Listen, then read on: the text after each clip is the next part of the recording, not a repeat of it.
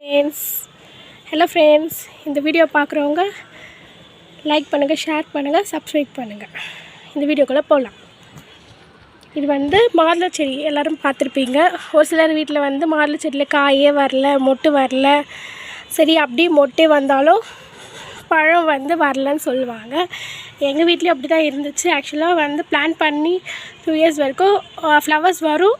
ஆனால் அதுக்கப்புறம் பார்த்திங்கன்னா உதிர்ந்துடும் நிறைய ரீசன்னால். அப்புறம் செடி கொஞ்சம் கொஞ்சமாக இது பாருங்கள், இங்கே கூட ஒரு ஃப்ளவர் இருக்குது. இதெல்லாம் கொஞ்சம் அப்படியே நிறைய வரும் பாருங்கள்.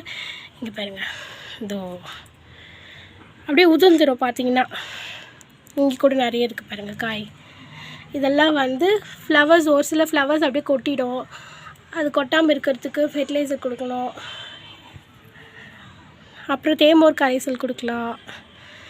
அதுக்கப்புறம் பார்த்திங்கன்னா கவுடன் மேன்வர், அதுக்கப்புறம் ஆட்டு உரம் கொடுக்கலாம். இந்த மாதிரி கொடுத்துட்டே தேமோர் கரைசல் தான் பெனிஃபிட்ஸு. என்ன பெனிஃபிட்ஸ்னால், ஆக்சுவலாக மொட்டு வச்சு மொட்டு உதிராமல் இருக்கணும், காய் பிடிக்கணுன்னா தேமோர் கரைசல் கொடுக்கலாம். நீங்கள் பாருங்கள், இங்கே ஒரு ஃப்ளவர்ஸ் இருக்குது. இது பிளான் பண்ணி பார்த்திங்கன்னா 4 இயர்ஸ் ஆகிடுச்சு. 3rd இயர்லேருந்து தான் கொஞ்சம் காய் பிடிக்க ஆரம்பிச்சிச்சு. இது வரைக்கும் போன வருஷம் தான் ஒரு காய் இருந்தது. ஆனால் ஆக்சுவலாக பறிக்கலான்றதுக்குள்ளே குரங்கு எல்லாம் பறித்து போட்டுச்சு.